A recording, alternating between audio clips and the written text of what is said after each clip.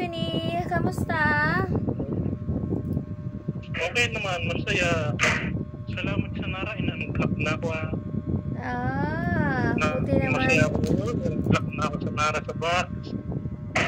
I miss you sa Nara, na-miss kita sa box ko. Jing, bakit mo ko pinalak? Hindi ko alam dahilan. Nalulungkot ako. Dalawa pala. Hindi ako makapaniwala, pinalak mo ako, Jing. Budapin niya. Aha. Ang nagawa ko sa'yo. Ginawa ko sa Jing, bakit mo pinalak sa Facebook? Hindi na kita makita. Pati Facebook. Si Gil. Bakit kaya? Pinalak na. Wala kang naiisip na reason bakit blinlock ka niya? Wala naman. Okay naman ako. Hindi naman sa pinastos. Bakit kaya, no? Palaisipan. Oo nga.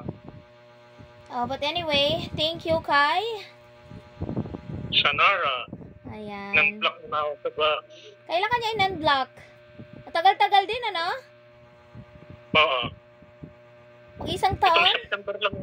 Itong September lang nakita ko naka-unblock na ako sa kanya. Mabuti. Pero ang tagal ka rin naka-block sa kanya, di ba? Oo.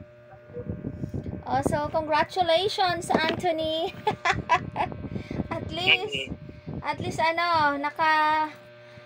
naka-ano ka na sa kanya, naka-unblock ka na. Nag-uusap na kayo? Isang chat pa lang yun sa akin. Nasa abroad pa siya. Akala ko andito na siya sa Pilipinas. Pero, ang dami nang nakauwi dito sa Pinas, ha? Ang dami nang nakauwi dito sa Pilipinas.